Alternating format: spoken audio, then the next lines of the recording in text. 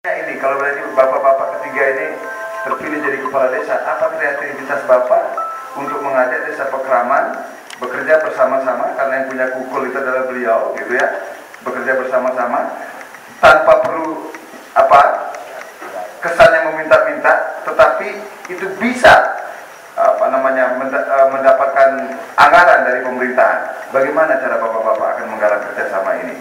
Saya tidak tahu apakah dimulai dari kandidat 1, 2, atau 3. Iya. Kita tidak bisa menyembunyikan apa yang sudah dikerjakan dan bagaimana cara mengerjakan dan bagaimana output dari pekerjaan itu sendiri. Secara jujur selama ini terus terang porsi pekerjaan kepala desa terus terang kalau dipilah penggunaan anggaran desa Pekraman, baik pembinaan di Sekotrunonya, baik di fisik terutama, itu luar biasa Pak. Kalau mungkin Pak Dewo bisa setelah ini bertanya, masyarakat ditanya sendiri, itu sudah dikerjakan dengan baik. Tidak ada gap antara desa dinas, akan tetapi jangan sampai yang duduk itu membuat gap-gap sendiri, itu yang kita takuti. Jadi ada MOU pun, tinggal kita kalau memang sudah pada legowo, terus dari kuartes desa yang kita miliki, itu juga menjadi bagian daripada desa dinas yang dipertanggungjawabkan cara membangunnya. Kalau uangnya barangkali lebih besar, konsentrasinya ada di desa dinas. Kemampuan desa dinas itu dicurahkan sepenuhnya untuk desa Pekraman. Ini bukti semua Pak. Jangan sampai kami membuat hal-hal yang tidak benar untuk menarik simpati. Itu sudah dikerjakan. Saya sendiri merasakan hal itu. Begitu Pak. Iya, senang sekali mendengar pertanyaan ini, sehingga kalau sudah dijawab masing-masing kandidat akan kehamlan bagaimana disediakannya. Nah, dalam penyampaian saya tadi, ya ada dua jabatan tertinggi di desa Sidikari adalah kepala desa dan pendesa adat. Itu dianggap oleh masyarakat kita di sini adalah sebagai bapak dan ibu yang memutar roda pembangunan di desa. Jadi karena bapak dan ibu tentu saja bekerja sama di dalam pembangunan, baik itu di pemerintahan, baik itu di adat. Itu sangat besar buktinya. Semua pura, bapak kepala desa ikut selalu pembangunan pura dan tidak tanggung-tanggung, karena konsepnya menyambung beraya disinilah diwujudkan. Saling tolong-menolong, bukan dengan umat Hindu saja Pak. Jadi umat-umat lain kita berikan proposal, kita ajak untuk ikut membangun pura berjalan. Walaupun 2 miliar biayanya, kita mampu yang sekarang ikut di dalamnya. Demikian pula kalau ada kegiatan pembangunan di desa pemerintahan, bendesa kita juga ikut. Dengan membunyikan pukulnya, masyarakatnya datang untuk bergotong royong mengerjakan sesuatu yang dibangun. Berarti itu sudah bagus sekali di desa Sidikari yang kita. Makanya saya ingin melanjutkan daripada apa yang sudah ditanamkan oleh pandulu-pandulu saya jika saya terpilih. Dan dengan kandidat dengan nomor urut ya, dan kita akan mulai dari sekarang. Ya, terima kasih Pak. Di sini menukik pertanyaannya, cara bekerja sama desa adat dengan desa pemerintahan dari semenjak desa definitif sudah ada dari tahun 82. Saya berdiri desa dari tahun 82, kurang lebih 24 tahun saya ada di desa. Kerjasama itu kenapa saya ada masukkan dalam visi dan misi ini? Karena itu merupakan satu tradisi yang sudah melekat dari tahun ke tahun. Apapun yang dikerjakan oleh desa adat, pemerintah desa selalu ikut campur di dalamnya. Dengan kekuatannya yang ada, karena di keuangan di desa pemerintahan lebih sulit daripada desa adat, dia selalu ikut dan bahkan mengerahkan kepala dusun. Begitu juga sebaliknya, apa yang dikerjakan oleh desa pemerintah, kita desa adat tidak pernah lepas, karena kita punya pukul, kita kalah sukses. Sehingga kerjasama itu memang dari dulu sudah ada dan perlu dibina untuk seterusnya. Karena kita ingat, pemerintah di Bali ini kan yang paling unik adalah kita di Bali. Dengan adanya desa adat. Desa adat ini merupakan komitmen kita bersama-sama, merupakan bentengnya daerah Bali ini. Bempernya ada di Sekotruno. Oleh karena itu, baik desa pemerintah tidak akan berani meninggalkan desa adat. Juga sebaliknya, kita saling sinergi untuk mewujudkan satu pembangunan desa. Contoh, kalau tahun lalu ada impres, kita selalu akan dibawa ke pura-pura. Itu selalu akan dibawa ke pura. Dan selanjutnya, tahun berikutnya setelah zaman reformasi baru ada diarahkan ke desa rendah. Itu wujud kerjasama Pak.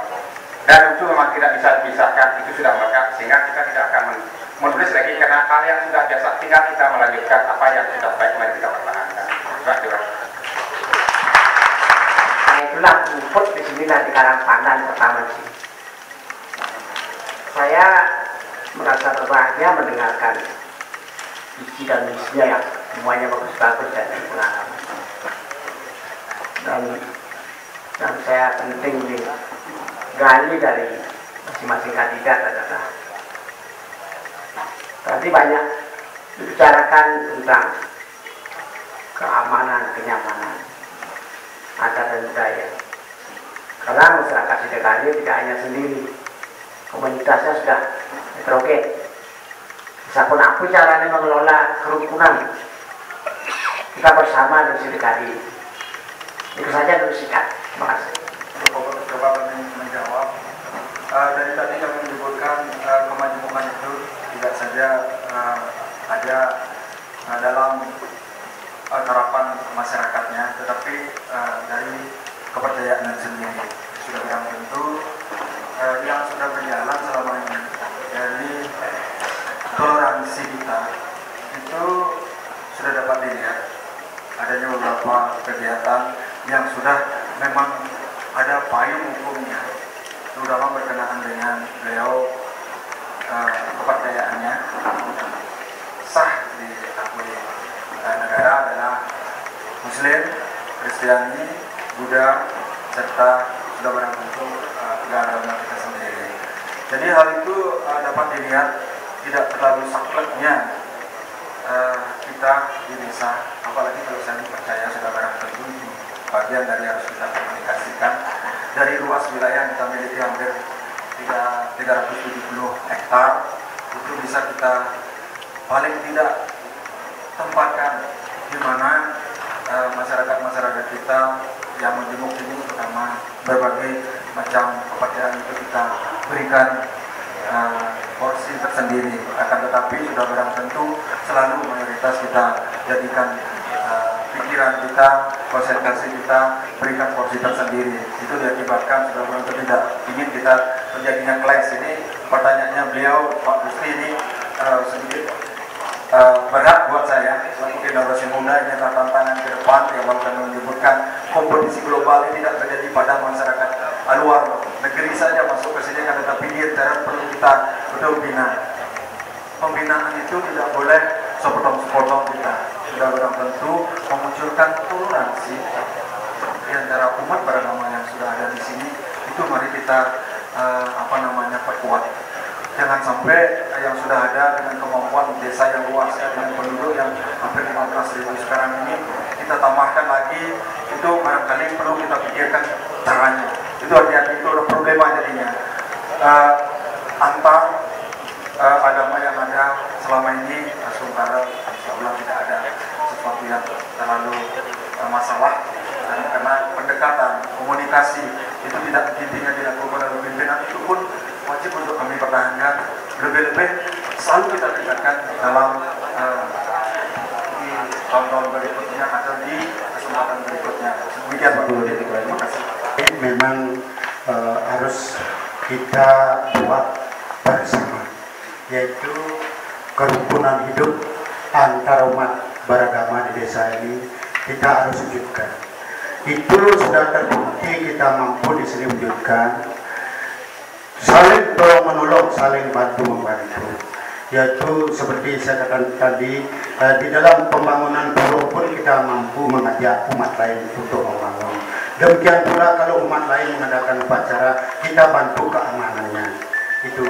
Dan kita bangun tali silaturahmi persaudaraan daripada masyarakat kita. Kita selalu berkoordinasi. Setiap ada masalah yang menyangkut masalah umat, kita harus turun, kita koordinasikan, kita bicarakan dengan baik-baik dengan kepala dingin. Dengan tali silaturahmi dan persaudaraan yang sudah berjalan dengan baik, saya yakin keamanan itu akan bisa kita temukan. Karena keamanan itu paling penting di dalam kita membangun desa ini. Kalau tidak ada keamanan itu, tidak mungkin pembangunan kita akan bisa dilakukan. Itu yang sudah berjalan dan perlu kita teruskan. Mungkin ada jalan-jalan lain yang nanti berkembang di masyarakat untuk kita bangun di dalam konsep Menyama Berayu itu akan kita terus bangun di masyarakat Desa Sidekaryong. Kita mulai dari sekarang. Terima kasih Pak. Pertanyaannya juga singkat. Bagaimana cara mengelola kerukunan? Jawab saya juga singkat, cuma 3 arah. Pertama, hormati cara agama. Yang kedua, hargai pendapat orang. Yang ketiga adalah jalin hukum kerjasama yang saling menguntungkan. Itu Pak jawabnya. Terima kasih. Luar biasa kita. Dengan perilaku seperti itu, bagaimana tata kelola dan tata laksana pengolahan sampahnya di desa jika Anda terpilih? Konsepsi yang strategis dalam tata kelola dan tata laksana pengolahan sampah di desa Sidekaryong. Itu ya, saya ingin tanyakan. Terima kasih. Yakin, apalagi alih fungsi wilayah rumah di Sidekaryong cepat sekali Pak ya. Kalau dibagi luas wilayah dengan jumlah penduduk yang sekian banyak, istilahnya kalau Pak Gusti sering ada bahasanya tebo, barangkali sulit kita akan melakukan hal itu. Akan tetapi pada pertanyaan seperti ini sudah berani untuk kita harus mengambil kiat atau kiat-kiat apa.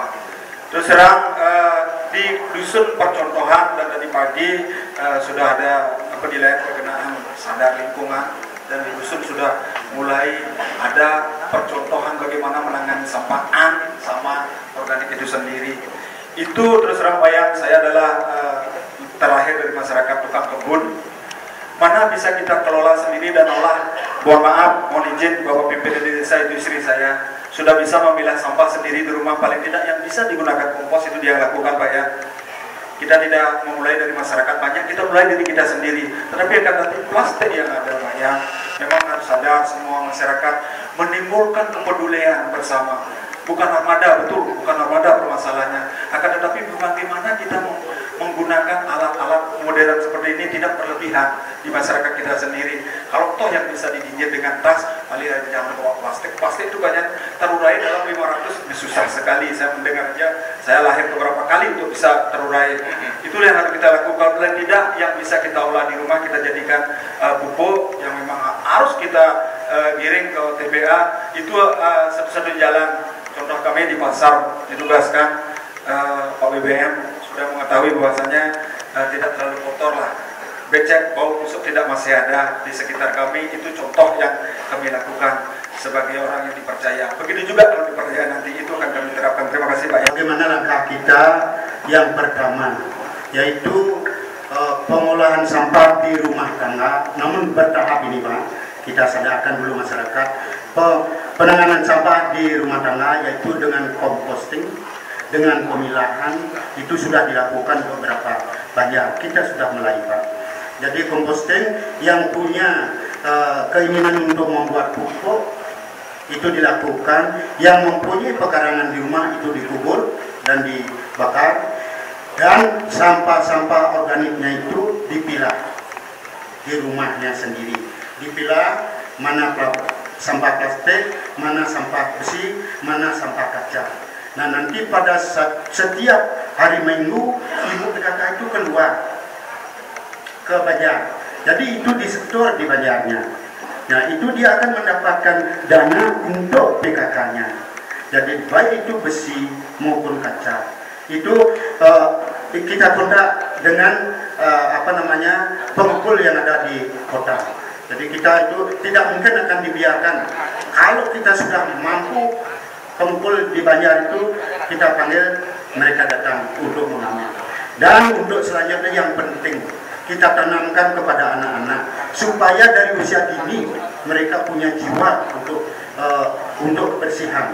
Kita akan melakukan, kalau saya terpilih di SD, akan pemilahan sampah kita lakukan mulai dari anak-anak SD sehingga tertanam kebiasaan itu. Demikian pula di TK. Jadi kalau dia habis minum aqua supaya bisa dia menyisihkan sampahnya itu dan akan dijual, nanti mendapatkan pendapatan. Jadi itu akan sesimpel itu yang tadi mengenai masalah sampah ini. Silakan. Terima kasih. Tadi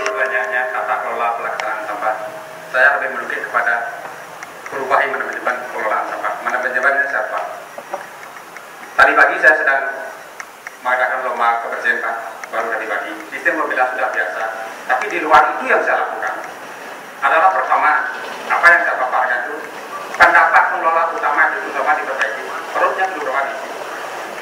Kedua, setelah perutnya memadai, pada saat dia memungut sampah itu, kalau petani bawa cangkul, kalau pegawai bawa pulpen, kalau dia bawa sepeda motor, dia pakai gerobak masuk gang. Itu.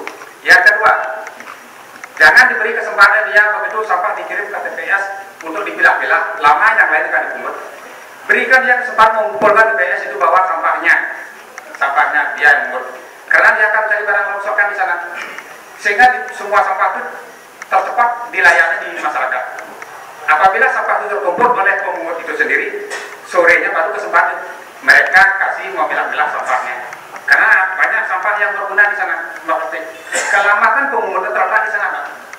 Begitu dia membawa dari hasil pungutnya sampai di PS, dia memilah-milah itu yang lama. Sehingga yang lain lama terlayani. Proses itulah kita ubah. Satu, pendapatannya. Kedua, sistem pekerjaannya. Yang ketiga, berikan reward pada mereka. Hargai prestasinya. Dengan cara, mungkinkah dia sakit, kita sepertian hari raya kita kasih tunjangan dan lain sebagainya. Saya kira betul, Pak. Iya. Saudara-saudara kita yang beragama Hindu soal ini tentu tidak masalah ya.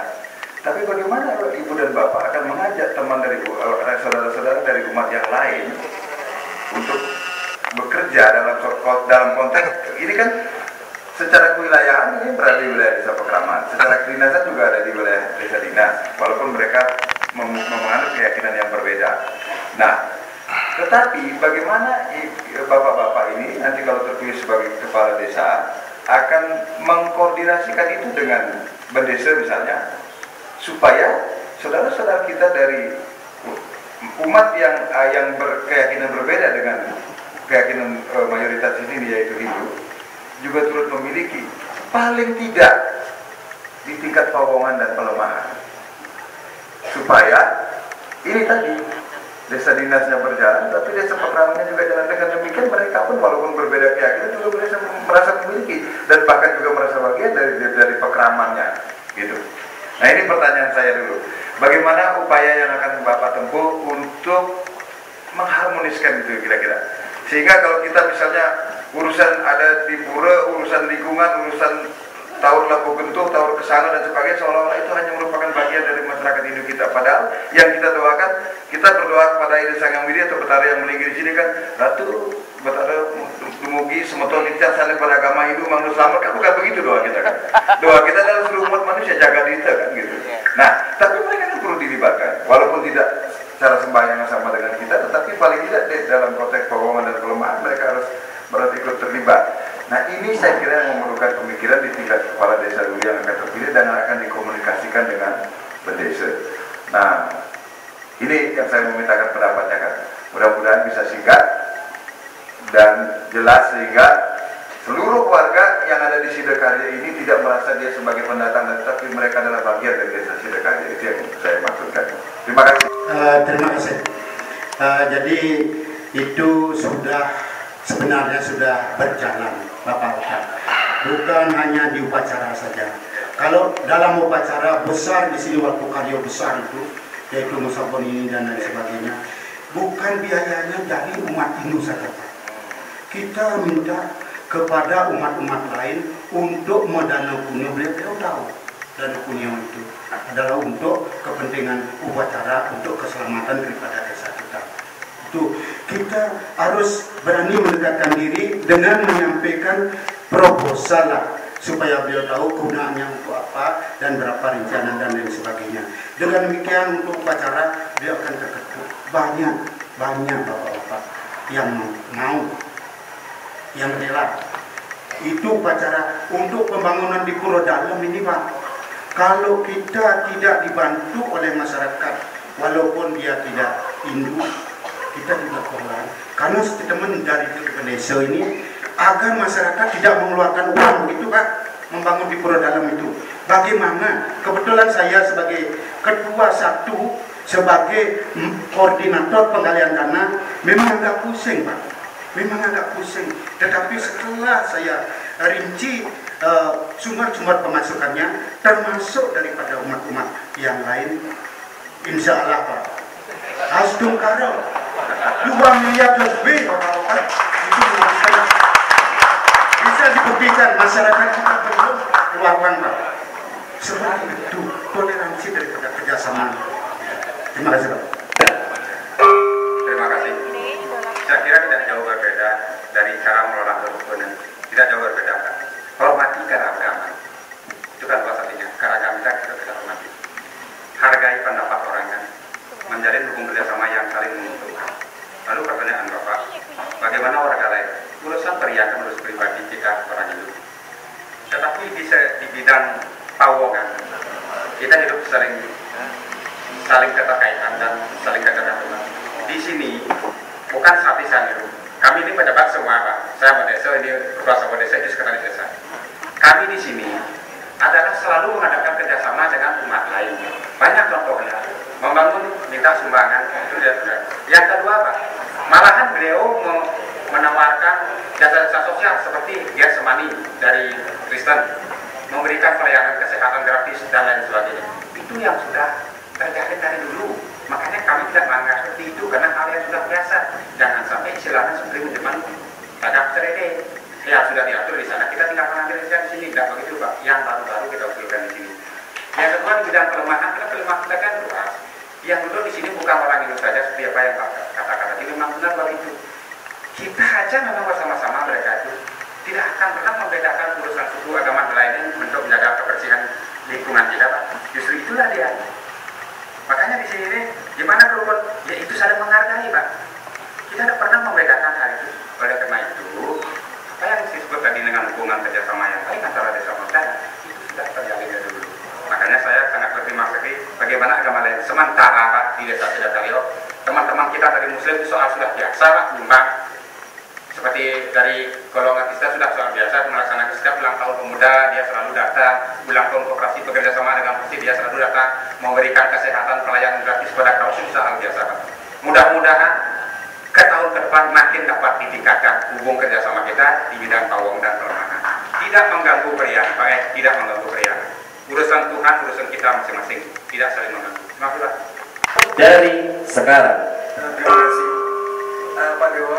Jadi di kota sebenarnya kita sudah diberi contoh dari ada terbentuknya forum perhimpunan umat beragama. Itu paling tidak Pak Dewo, kalau tidak menyalahi aturan kita sampai adopsi atau kecil porsinya dari bentuk sebutannya desa, akan tetapi sanggup kita bekerja di intern izin yang dipercaya. Saya pasti akan mengadopsi organisasi ini karena sudah pasti dan kita yakini selama ini dengan adanya forum komunikasi antar umat beragama bisa akhirnya segala sesuatu permasalahan selama ini dari pasar barangkali mudah-mudahan saya tidak salah mengingat tidak sampai ada disintegrasi karena siapapun yang datang berbahasa NKRI tidak bisa kita larang apapun yang ada akan tetapi batasan-batasan begitu kita membentuk forum komunikasi antar umat itu sudah barang tentu kita di periangannya sudah khusus secara pribadi di pawongan kelemahan itu pasti akan bisa kita lakukan. Forum ini harus kita hidupkan di desa. Mohon izin pada beliau pimpinan kita di kota barangkali simpel Pak. Terima kasih. Menghidupkan kembali. Dan saya ingin mendapat penjelasan adalah bagaimana sebenarnya dari ketiga kandidat saya terpilih tadi lurah atau berbekal untuk mempertahankan dan membangun kembali budaya Bali yang sekarang ini sudah banyak pengikisan dan serangan-serangan bahkan budaya Bali yang khususnya di Kota Denpasar sudah sangat didesak oleh tradisi-tradisi modernisasi, apalagi generasi muda sekarang agak susah menghiraukan apa yang menjadi tradisi kita ya dan warisi dari leluhur kita ya. Terima kasih. Artinya kita harus minta petunjuk kepada yang memberikan kalau bahasa Balinya, sehingga apa yang kita buat di dalam bangunan itu akan bisa menyesuaikan dengan budaya Bali. Kalau mempertahankan budaya Bali di Sidakarya ini sudah bagus sekali, yaitu dengan mengarahkan anak-anak muda itu sekarang untuk masuk sekegong, sekesampi dan lain sebagainya yang berkaitan dengan seni. Satu, dia bisa menghindari daripada pergaulan bebas. Kedua, dia bisa belajar, yaitu budaya kita. Jawaban dari kandidat nomor urut 3 dimulai dari sekarang. Terima kasih. Pertanyaannya, bagaimana cara membangun dan mempertahankan budaya Bali?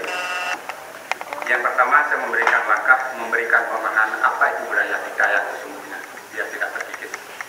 Yang kedua, membangkitkan seko-seko tradisional yang ada di desa, seko kuno, seko subak, desa pekraman, seko dan lain-lainnya. Dan maaf Pak, saya tidak berada. Sekarang ini saya sebagai tim pembina seko Truno, subak, loma lelakut, dan desa pekraman. Itu atas utusan dari seko Truno, saya utusan dari Kabupaten Selatan, dari subak, dan desa pekraman saya utusan dari tokoh gabungan dari para desa. Membangkitkan seko-seko tradisional itu dengan jalan setiap tahun kita evaluasi, bukan jor-joran. Itu cara membangkitkan, karena jalan evaluasi supaya tidak terkikis setiap tahun. Kita tahu semua sawah kita setiap tahun terkikis, tapi untuk mempertahankan itu luar biasa benturannya Pak, luar biasa benturannya itu. Kadang-kadang kita disepelekan, kadang-kadang kita itu datang mengadakan pembinaan di desa-desa itu membawa masalah baru, terutama dari Subak. Pak, bagaimana kalau begini, bagaimana kalau begini? Karena kesalahan kita bersama-sama. Kesalahan kita bersama adalah, tolong waktunya nanti bisa nggak tidak terlambat. Sering itu pertanahan tidak terlibat di dalamnya, sehingga orang jual tanah tidak akan bisa mengikut sertakan perkasih dan pendesel, sehingga terpatuh begitu, sehingga terjadi pembangunan, terjadilah mengkerak di masyarakat. Untuk membangunkan ini Pak, makanya pemerintah kota, saya salut dengan program Pak Wali Kota, disambutlah oleh kita bersama-sama untuk membangkitkan ini. Setiap tahun kita mengadakan evaluasi seko Truno, evaluasi desa pekraman, evaluasi subak, sampai lomba petakut. Itu kita lakukan untuk supaya melestarikan budaya kita, mengajarkan budaya kita supaya tepat. Karena kita satu-satunya hidup kita diberikan hanya mengandalkan budaya, tidak ada sumber alam yang lain. Cuma itu Pak. Terima kasih Pak, karena waktunya sangat terbatas. Iya, simple. Ya, baik. Jadi tadi kesalahan bersama jual tanah, juga banyak warga yang menjual tanahnya tanpa sepengetahuan dari pengurus desa ya, atau pihak-pihak yang memang seharusnya tahu mengenai hal tersebut. Dan itu tidak gampang untuk melarang mereka. Karena kembali lagi ke urusan perut, apalagi sekarang harga tanah di Bali berapapun mahalnya tetap ada yang Pak yang mau bayar Pak. Itu dia. Gimana bertahannya? Itu sekali lagi jadi PR juga. Sekarang apakah bisa terjawab juga dengan kandidat nomor urut 1? Kami persilakan, waktunya sekali lagi adalah 3 menit dari sekarang. Terima kasih. Pertanyaannya sangat luar biasa ukuran saya pribadi, kan tetapi Pak Gusti sering sekali Pak Gusti saya perhatikan kalau di televisi, paling tidak kita mendasarkan diri untuk mengajarkan budaya yang rohnya adalah agama Hindu. Yang pertama adalah bagaimana kita memulai yang bahasa kuno Desta, desa Desta, atau purwa Desta, bertanya dengan sastra Desta. Keseluruhan 3 itu sastra Desta ya, yang sesungguhnya ingin kita pertahankan sebagai bagian yang harus menjadi dasar keseluruhan kita ingin mempertahankan budaya. Kenapa? Bukan selama ini terus terang justru menimbulkan banyak hal-hal yang ke depan itu tidak disukai oleh pemuda. Berani kami katakan demikian, kalau ngajak akan ngobrol hal-hal yang sifatnya, tapi banyak masyarakat muda sering menolak, tapi tidak dibimbing Pak Gusti dengan pariwisatanya di kota, memberikan pendalaman bahwa etika, lebih-lebih kita memang upacaranya dengan upacaranya tidak bisa terlepas. Ini perlu kita dalami dari hulunya. Hulunya itu karena kita anggap yang paling tertua, yang punya pemangku paling penting harusnya adalah beliau pendeta. Paling tidak beliau memberikan contoh bahwa mau belajar ketiganya, bahwa etika dan upacara secara benar.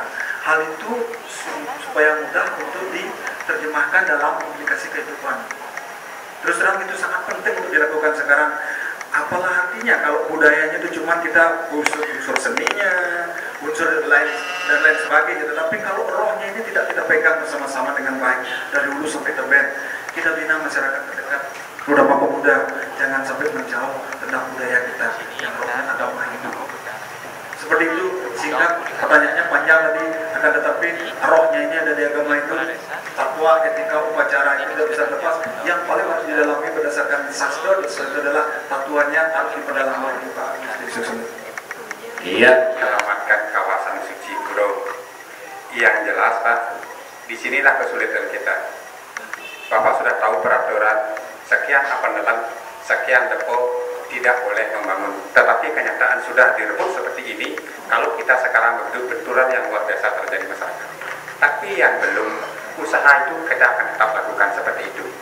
Yang kedua, bagaimana membuat anak-anak itu cerdas. Kalau tidak salah saya dengar, kami berusaha akan menampung anak-anak yang putus sekolah. Yang menampung anak-anak, misalkan anak-anak sudah menampung anak-anak yang putus sekolah. Itulah yang saya maksud ke UMDS larinya, Pak. UMDS itu perkumpulan orang-orang yang bisa mengelola penuh keuangan desa. Dari sana kita berangkat. Siapa anak-anak yang perlu kita bantu dan ditampung seperti itu. Mungkin di antara kita ekonomi kita tidak merata, terutama yang paling lemah. Yang ketiga, bagaimana mau menyelamatkan Beratimo. Satu-satunya jalan cuma Irago Puniki, Presiden mengaktifkan pekembetan di masing-masing pulau. Hanya itu, mengaktifkan. Sekalipun kita punya benteng tembok yang tinggi, sekaligus di CCTV apa namanya, itu tidak menjamin. Hanya pekembetan yang dapat kita lakukan. Membudayakan pekembetan sekaligus mengaktifkan peran aktif dan kesalahan. Terima kasih, Pak.